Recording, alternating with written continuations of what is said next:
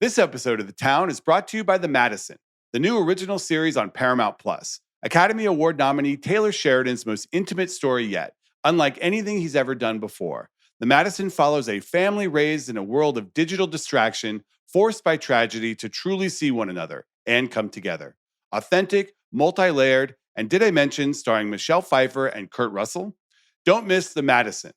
New series streaming March 14th, only on Paramount Plus.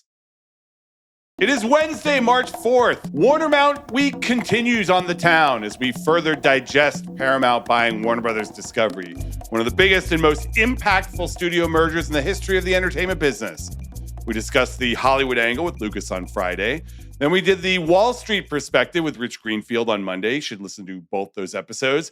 Today, it's the view from inside this $111 billion mega deal. What the investment thesis was for the Ellison family, how they plan to pare down that $79 billion debt they took on to fund this deal, whether they'll sell one or both movie studio lots, and if these Saudis and other Middle East investors will be among those backers.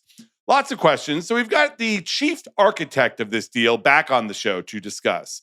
Gerry Cardinale is the founder and managing partner of RedBird Capital. It's the private equity fund that backed Skydance and then Paramount Skydance and now the takeover of Warner Bros. Discovery. Gerry does a lot of other deals too, especially in the media space. He's arguably the biggest and most influential deal maker in the space right now. He's agreed to let me grill him on the contours of this transaction, why he says the coming cost cuts will not primarily focus on employee layoffs, and ultimately why he and David Ellison believe this mega deal is good for Hollywood. From The Ringer and Puck, I'm Matt Belloni, and this is The Town. Okay, we are here with Gerry Cardinale, who is the founder and managing partner of RedBird Capital, also a Paramount Skydance board member. Welcome back. Good to be here. You survived the first outing on The Town, and you dared return for another grilling by me. Well, we had fun the first time around, so we did. Yes. No, it's all in good fun. Yeah. So let's talk about this company. I have many, many questions about this deal, about this company that you have now formed, about all of it. The debt question. I've heard people already referring to this company as Debt Mount, Debt Bros, Paradebt, Sky High Debt, $79 billion in debt attached to this company. How is that a surmountable hurdle? Well, look, I mean, on the surface, that amount of debt is a large amount of debt for any company. Mm-hmm. But our cash flow is also a large amount of cash flow for any company. You can't talk about debt in a vacuum. Leverage, is an important corporate finance tool for growth to enable cash flow generation. And, cash flow generation, there's a circularity. Cash flow generation enables you to take on debt and pay it down. So we have a tremendous amount of cash flow generation in the assets that are coming together here. One of the reasons why, from an industrial logic standpoint, Paramount, Warner Brothers coming together and our ability to buy the whole company was so important was that it unlocks tremendous cash flow and synergies. That all gets reinvested back into content, and it also helps us delever. So, when we close, we will have net leverage of 4.3 times. That's why you have to link cash flow and leverage. Not 7? I thought it was 7. 4.3 times pro forma for the $6 billion of synergies that we have underwritten. And we have you're accounting for the $6 billion you're taking out of the company. I'm giving us 100% credit for those synergies we've shown. First of all, this is what we do for a living. Yes. Number one, it's not just spreadsheet math. Number two, in the short track record that we've already established with Paramount, we've shown an ability to execute and outperform on synergies. So this is not just deal jockeys playing spreadsheet math. We got a real, don't forget, the industrial logic of this whole thing is led by the owner-operator model. And I said to you before, that is important. It's not only important for alignment, it's the fact that the Ellison family and we will be the largest shareholders in this pro forma entity is very instructive. We are putting our money where our mouth is, and therefore we're wholly aligned with shareholder value creation. You can't do shareholder value creation unless you're driving revenue and you're driving cash flow. You can't do that unless you're reinvesting in the business. And that all leads to the derivative effect of providing, real value creation for not only shareholders, but subscribers. So the whole thing is connected. How is this different from the Warner Brothers Discovery leveraged buyout, which essentially is what that was? Because they had some pretty lofty predictions of where their revenue would be and that they would be able to pay down their debt. And almost from the get-go, those revenue projections came in below what they were forecasting due to the same headwinds that you guys are up against. The linear television model is collapsing, yet you make most of your money on the linear television model. So how are you distinguishing this? And how is this not just a supersized version of Warner Discovery, which was not working to the point where they had to sell? Well, look, as you point out, synergies were not the problem in the original Warner Discovery merger. They guided to $3 billion of cost savings up front. And by the end of 23, they were looking at $4 billion in realized savings, excluding content. So, cost savings, the challenge for that deal is that the cost savings were offset, as you note, by declines in their linear revenue. Right? They started at 24 billion down to 21 billion. Yeah, but how is that different from you? You've now inherited that melting iceberg, and you now have all of these other cable networks that you're throwing on top of it. Right. Our linear portfolio is not comparable, number one, and importantly, it includes CBS. The CBS broadcast network, as you know, is best in class. 8 of the top 10 shows on TV are our shows, and that reach will continue. That reach is very synergistic in terms of the partnerships that we have on the programming side, particularly with live sports and news. Our sports portfolio is best in class. It rivals ESPN. It's about to get a lot more expensive with the NFL, though. Sure. And that's why, this is all connected. You've got to invest in content. Sports rights, like all other content spend, are continuing to go up. And we've got to be able to run this whole pro forma entity very efficiently to be able to continue to compete and reinvest in the business. And so I like the fact that, we're buying the whole company. It gives us real foundations for synergies, both on the revenue side, on the cost realization side.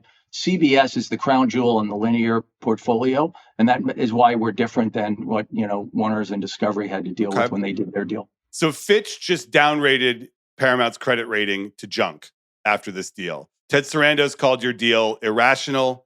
Greg Peters told the Financial Times he can't make sense of this deal that you did. And this is his quote. And if Netflix can't make it economically viable, I don't know how they can. So I am quite frankly a little bit nervous for the industry.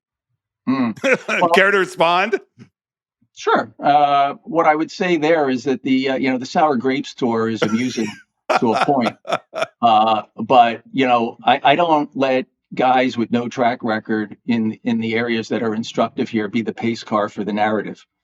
So, Netflix, if we want to look at apples to apples, Netflix has no track record in any kind of large scaled M&A. How dare you? The Roald Dahl estate was a huge deal for them. Yeah, $700 million is not a $110 billion deal. Number one. Number two, they don't. 70% of what they carry content wise is licensed, as you know. They don't even do their own distribution. Amazon does it. They don't want to make content for theatrical. They want to basically, their deal, the North Star in their deal was just really killing competition. They have a great business model. They don't need to kill competition. Our deal, actually creates competition. That's what it's always been about. And when you look at the narrative here, which is very interesting, is they wanted to shift the definitions to TV viewership. Yeah. This is about direct to consumer. Direct to consumer is about pricing power. You got pricing power both at the consumer level and you got it on the content supplier level. We're going to open that up and we're going to really reinvest in the content. This is a shot in the arm for Hollywood and for content. But how do you do that? How do you reinvest so much when the first couple years of this are going to be about debt reduction and cutting costs? Yeah, but Matt, the cash and capital are fungible. Mm-hmm. So these things are not, bifurcated into all debt reduction, all content spend. The money's fungible, and our job, every dollar of cash flow we generate, will go to debt reduction and content spend. Those two things can exist very synergistically. Our job is to run the business more efficiently than any content production company in Hollywood has ever been run. And again, and you guys can do this in a way that others who have tried this cannot. You have a 43-year-old CEO who has never done this before, and he's going to do it where others have failed. Yeah, well, that's not when you say never done this.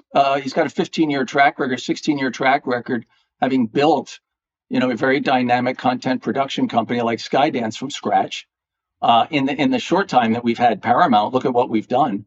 And then you got to look at, I've always said, you're only as, particularly in these content businesses, you're only as good as the people you put around you. And if you look at what we've done, I mean, we hired, former Meta executive Dane Glasgow as our chief product officer. We're going to be a real destination for top tech talent. It's first time really in Hollywood that you've seen that kind of Venn diagramming between Silicon Valley and Hollywood. Well, Netflix would beg to differ there. I think Amazon probably would as well. Yeah, I don't think Netflix is the standard for technology. We're taking it up to a real standard. But what does that mean? You guys have and I've made fun of this as the sort of Oracle pixie dust. What does that actually mean? Well, look, we've got our Oracle Fusion implementation going on. Mm-hmm. That's going to consolidate finance and our HR systems. That's on schedule. We're going to make sure we really lean into the back-end convergence of Paramount Plus and Pluto. We're transitioning to studio in the cloud as a model to accelerate content creation. Mm-hmm. So all of this is going to be built on the Paramount tech. The Warner Discovery tech is going to go away. Matt, Paramount had no tech, okay? We are putting that in place. So this is going to all be predicated on the synergy and the industrial logic of, the Ellison family and RedBird and the way we build businesses, the way we embrace technology. Look, what's the investment thesis in Hollywood largely defined? The investment thesis in Hollywood is you got to embrace technological disintermediation if you're going to level the playing field and for the good guys, the content generators. The IP in the equation here from an investment thesis standpoint is the IP. It's the content creation. Yeah. And Hollywood has never had a fair shot at leveling the playing field with the guys who think they're the IP, which is the distribution side of the equation. And a lot of that comes out of Silicon Valley. A lot of that is driven by direct-to-consumer and streaming. But now what we're doing, we're going to really lean into content generation. It's not only going to be derivatively beneficial to consumers, both from a diversification standpoint, they should be able to get everything that they want in a very easy way. But it's going to be great for content suppliers because it's going to be a shot in the arm to Hollywood in terms of running these businesses the way every other industry runs them, with driving revenue growth, driving cost rationalizations, driving cash flow generation. Those are not bad words. Cost rationalization is not a bad word. These businesses have not been run cutting edge the way every other industry has had to get their head around technological disintermediation and evolution. We're going to do that, and that's why this is going to work. Okay. When we talk about the synergies, Matt, the inference here is that it's all going to be cost reduction. It's all going to be labor. We're going to be firing. That obviously is of interest to people in Hollywood. They see this horizontal merger, and horizontal mergers equal layoffs. But Andy Gordon, your COO, says no. It's not primarily employees. How is that possible? The majority of our synergies that are cost related have nothing to do with firing people. What are they? Okay, let's go through it. Okay, yeah. Follow me on this because I'm going to give you the answer, and the devil is always in the details. Guys can BS all they want. At the end of the day, all of this is sophisticated and needs to pay attention to the details. Number one, I got a few buckets here on how we're going to drive synergies, and it's real stuff. Okay, and there's a whole business plan around this that we've developed. Number one, we're going to consolidate our streaming technology stacks and our cloud providers across Paramount Plus and HBO Max. By the way, that's the same plan as we're executing at Paramount right now and consolidating the tech stack of our three streaming services, Paramount Plus, Pluto, and BET Plus. So that's number one, very important.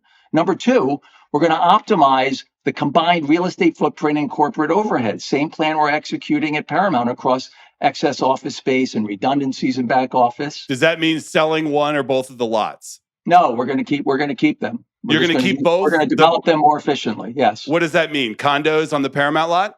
No. Does that mean, what does that mean? Everything no. we're not real estate developers. What we're Listen, I'm just asking the question. There was a rumor that Larry saw this as a real estate play to make a couple $1 billion on the lot.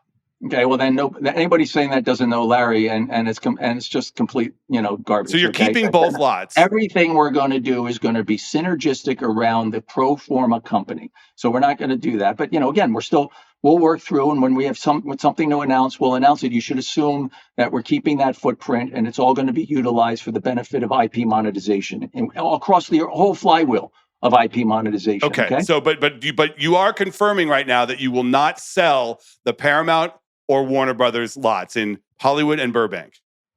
That is correct. That is the intention right now.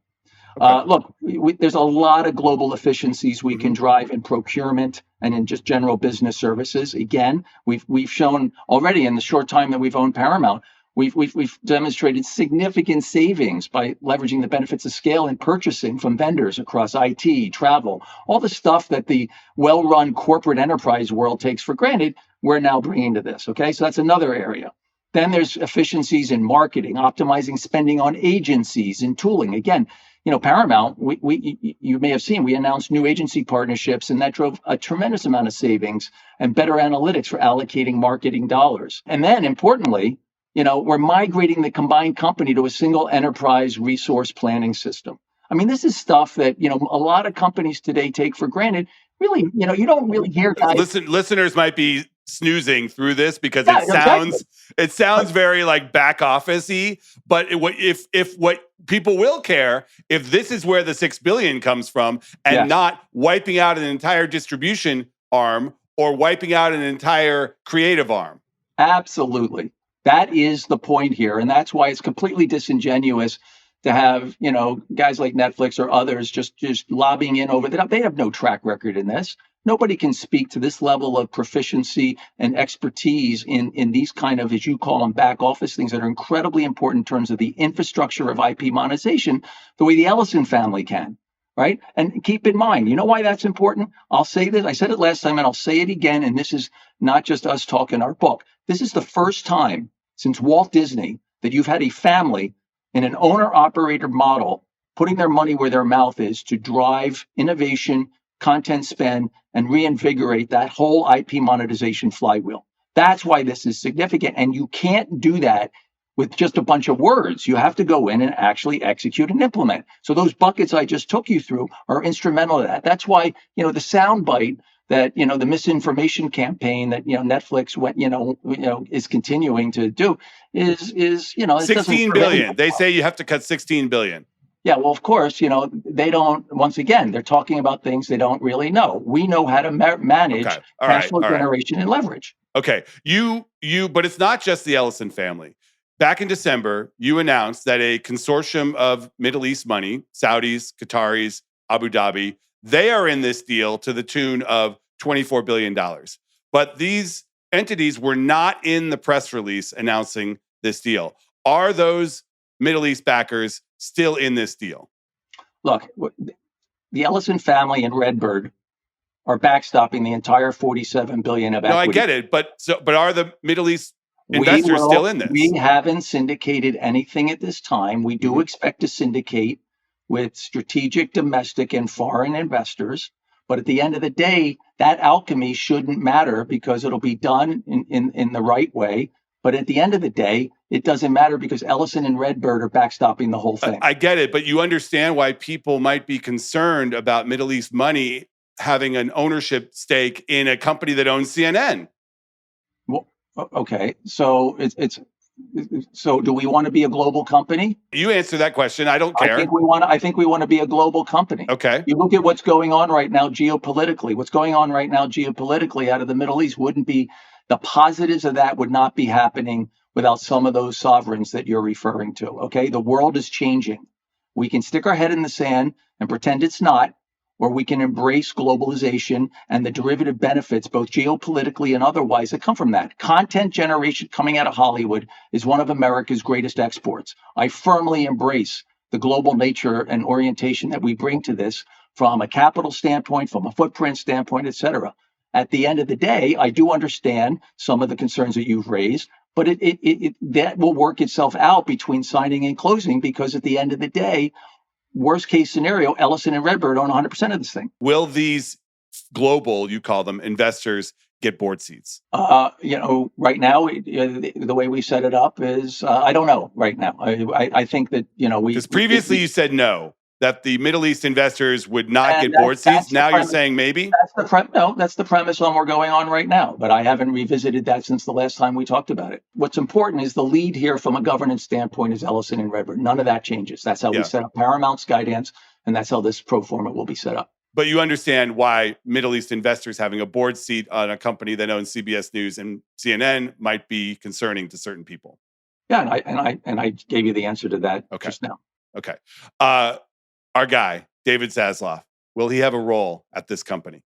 We're talking to David. We offered him a role early on in the conversations before we had to buy the company. You also basically accused him of committing fraud in the process and said that this was not a fair process. No. And you guys had some very harsh words for the Warner Discovery people that went with Netflix over you guys. Well, that's like, first of all, I never accused him of committing fraud. I have a tremendous amount of respect. You did not. You're right, but it was on the border. No, I think what we were talking about was, look, we had to buy this company 10 times, okay? Mm-hmm.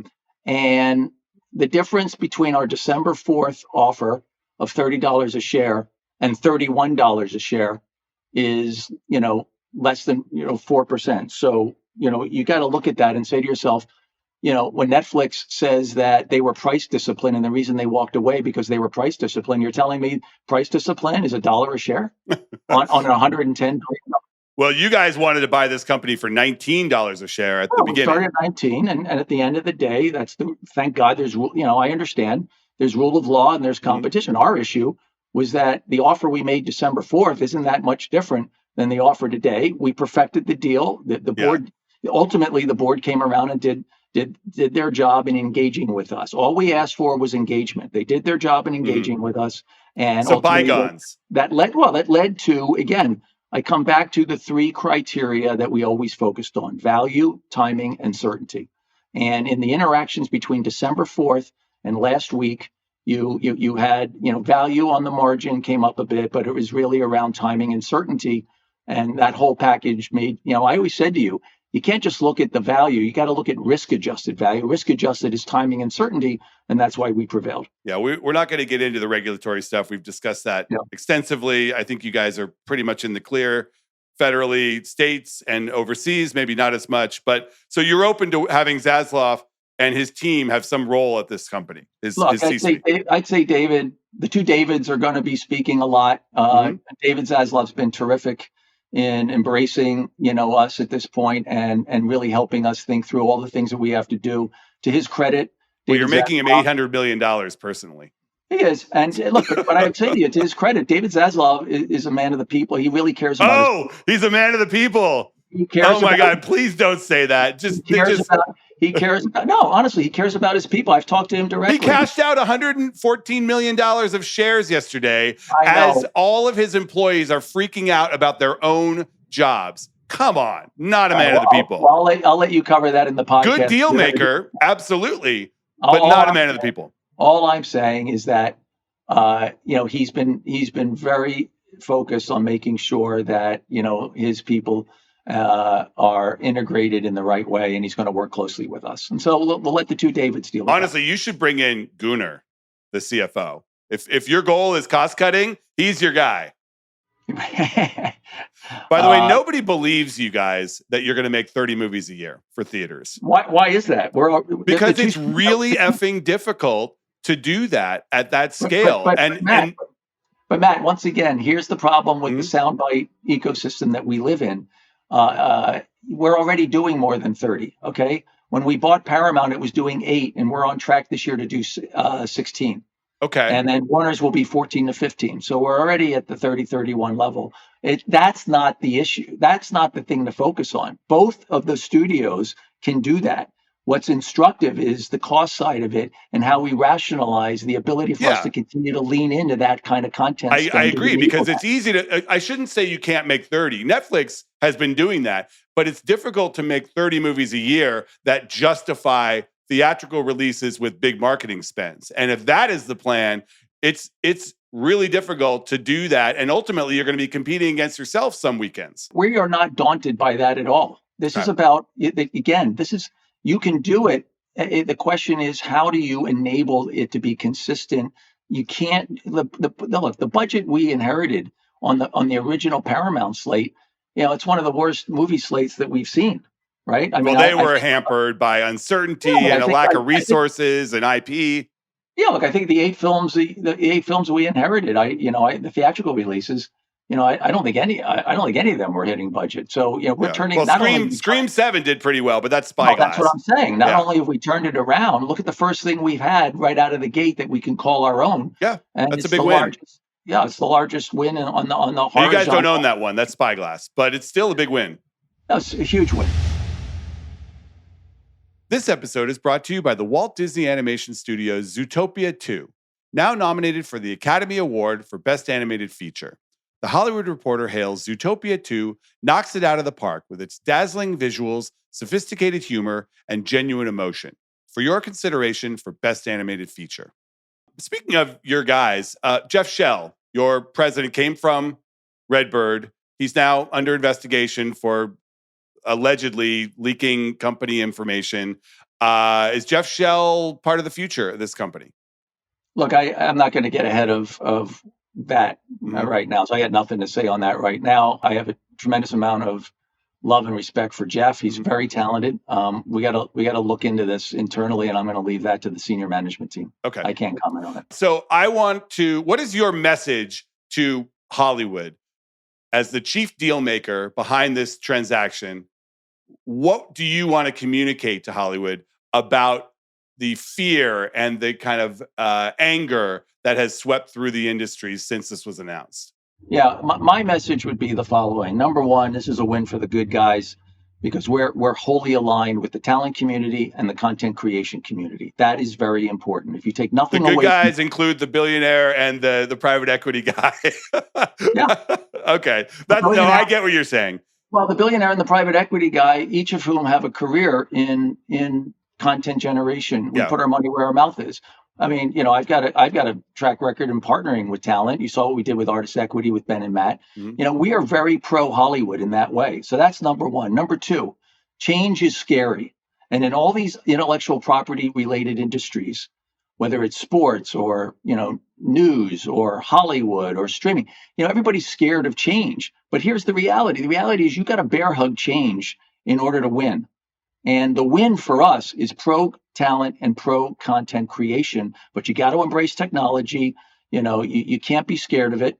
And that's what we're going to be doing. And so everyone should expect that we are going to absolutely make good on 30 movies a year and on, a greater variety of content available in a very seamless and easy way for consumers to access through our direct-to-consumer platforms. The bundling of news and sports and live event entertainment, all of that stuff, that's the stuff of the future. That's how we continue to compete and make this stuff that one of America's greatest exports. That's what this is about. I'm excited for Hollywood on this. You just did an $8 billion deal to combine two unscripted producers, all three media, Banijay. Jeff Zucker is your partner at RedBird IMI. He's now in charge of that. Jeff obviously has a background in news, background in management of big studio properties.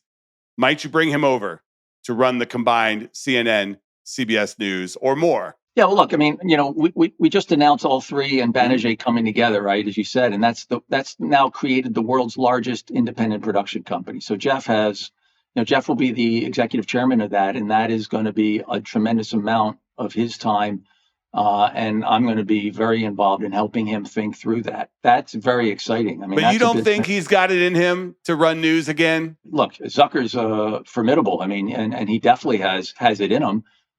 We've got to see what we're going to do there. I don't have an answer for you on that. So Barry Weiss is not the plan for both of those? No, I'm not saying that at all. Saying that at all, Barry. Again, it's premature. Mm-hmm. All we know is that, the possibilities of CBS News, 60 Minutes, and CNN coming together. I start with the blocking and tackling. And the blocking and tackling is a tremendous opportunity. Same way I'd answer that the same way I answered your Hollywood question. Uh-huh. The answer to news and the newsrooms is that finally you're going to see a win for the good guys. I view news, and David views news, as great intellectual property. It's no different than what we're doing in Hollywood. And it's got to be, it needs to evolve. There needs to be cost rationalizations. Yeah. Does it take 3,000 employees at CNN to produce a product that they? But look, it's a highly competitive marketplace. The content's critical, and so I think Barry's fantastic. Let me tell you, Barry's fantastic because the message there, instead of the kind of things that you're pointing to, should be that we have to embrace change and innovation. Bring someone that isn't at a central casting in to sort of that's passionate about news, that's passionate about bringing news back to the truth business. That's what this is about. Yeah. Well, if her talent leaves and they start doing things that are so openly aligned with the Trump organization, they might alienate their audience. But I don't want to get into the politics of news. No, that's fine. But let me say this to you. When you look at these brands, okay, I come from a very respectful place. It should be a privilege to work. If you're in the news business from a career standpoint, it should be a privilege to work at the home of Walter Cronkite and Edward R. Murrow and Mike Wallace. I mean, I have Chris Wallace, works for RedBird right now, Mike's son. He's passionate about this. He's great. So, what's gotten lost here is some of these individuals on the talent side think they're the brand. Okay, the brand is the IP and the brand is the institution. We owe a tremendous amount of respect to those institutions. It's true. It's also a talent business. These people have audiences. They are, but there's a lot. Barry wanted to keep Anderson, but we all have to march to the same drummer. And the starting point in ground zero for all of this is respect for the institution, respect for the IP. And that's what we'll see. And there's plenty of talent out there that has that respect. And they've all approached us. Okay. You just had some harsh words for Netflix, yet you also just completed a deal for Artist Equity, a company that you are a partner in, Ben and Matt's company, Ben Affleck, Matt Damon. They now signed a new deal with Netflix. I saw that and I laughed a little bit because you're at the center of both of them. But I also see this as a bit of a capitulation by those guys. They came out guns blazing saying, we are going to reinvent this model and have these movies be for theaters and everybody gets paid and it's going to be a talent-first company. Now they're in bed with Netflix. So first of all, are they still keeping the economics in this deal where if the movies do better, their people make more money? Are they getting a form of quote unquote back end in this deal? Look, it's an output deal that locks in a margin on the films. What's important about the deal is it's for not only the Ben and Matt movies, but it's also for the non-Ben and Matt movies. And it really is a validating point for Artist Equity. It's safety for them. They get a guaranteed buyer for these movies rather than taking each one to the market. But when you look at this thing and you step back, guess what, Matt? Competition is a good thing. Isn't that great? We can have the bruising battle we did for Warner Brothers and at the same time turn around in another part of my portfolio and have a very productive, collaborative relationship with Netflix. How about that? But are they still getting the economics that they got on the rip? Because they did a whole big New York Times piece about how everyone on the movie is getting paid if the movie does well. Yes, Artist Equity's model is not going to change. It's very much aligned with our model, yes. When Netflix strategizes on how to kill Paramount by stealing the NFL, will that change your mindset towards Netflix? I'm very happy that Netflix is come around to our pro talent, position, right? So you can't be any more pro talent than Ben and Matt, right? And sure, yes. I think it's great. Okay. All right. Well, this has been interesting. I always appreciate you letting me grill you. This is probably not the last time we will talk about the evolution of this deal. Long way to go. Thank you very much. All right, pal. Great to see you. We are back with the call sheet. Craig, before we get into this very interesting weekend, some accountability corner on my recent box office predictions. I've actually been doing okay, right? You have. You are 3 for your last 3. You hit the over on Scream. You barely hit the under. Way over. I had 45 on the over, and then it was like, 59? Uh-huh. Yeah. You barely got in under 60 million for Crime 101. And then you barely hit the over on GOAT, which barely hit over 27 million. Right. Yes. I had the over on 27 million and it was 27.2, which counts. The only miss you've really had in the last month or so was Wuthering Heights, but it seems like everybody got that wrong. Yeah, I took the over on 50 for that one, and it came in about 38, so way under. So I'll take the L on that one, but overall not bad. And this weekend got some pretty interesting movies. Hoppers, the Pixar movie. You're excited about that one. The marketing is working on me. I'm excited about Hoppers. I want to go the see cute Hoppers. beaver with the front teeth, irresistible. Yeah, and this is it's tracking to be the biggest opening for a Pixar original film since Coco in 2017. Yes, which is still not huge. The NRG has it at 38 million. I've seen lower for some of the tracking services. Why don't we put the line at like 36? Mm-hmm. I'm going to take the over on 36 for Hoppers. I think that the Rotten Tomatoes score for this one is great. It's skewing a little younger because it's talking animals. So it's not like some of the more kind of teen and adult Pixar movies, but I still think the families are going to show up. So I'm going to take the over on that one. Is Elemental the last original Pixar film to come out, 2023? No, Elio last year. Elio, right. Yeah, which was a big bomb. Elemental opened to around 30. Yeah, but and then Elemental had legs and ultimately got to about 500 million worldwide. And Elio opened to around 21. Yeah, this will definitely beat Elio. So yes. The question is, will it be up there with the pre-COVID Pixar movies? I hope so. I hope they're back. You know, this is everything you want out of the Pixar movies. It's fun, it's smart, it is cute, and it's original. Like, these movies should work. Also, you know, kids' movies about animals work, man. Look, I mean, you see Zootopia 2 drafting off of the Zootopia momentum. Talking animals work. People love talking animals, yes. and Pixar. This look, it feels like Pixar getting back on track. You know what doesn't work? Movies with exclamation points in the title.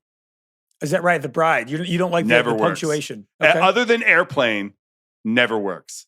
Tell me a movie with an exclamation point in the title that works other than Airplane. Have you researched this? I would have to look I have into not, that. but they come up every once in a while. The Bride is tracking at about, NRG has it at 15. This is the Maggie Gyllenhaal reinterpretation of The Bride of Frankenstein. Christian Bale, unrecognizable, stars in this. Jessie Buckley also stars. They claim they moved it from last year to this week to take advantage of her Oscar heat for Hamnet.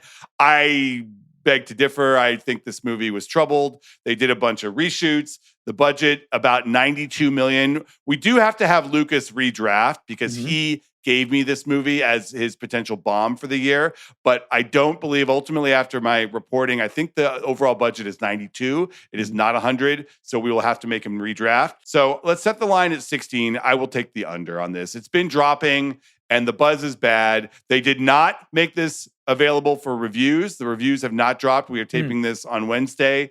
And usually for this kind of movie, when the reviews haven't dropped yet, it means that it's not great. It feels impossible to take the over because, like, the way you map it out, you're like, the tracking is going down. They moved this movie. Well, like, that's why my would rationale, but you never know. Maybe hardcore Frankenstein people are going to show up. We saw a little clip of this at CinemaCon last year. We did, and neither of us was very impressed. It looks very experimental. Yeah, it's definitely choices were made. Yeah.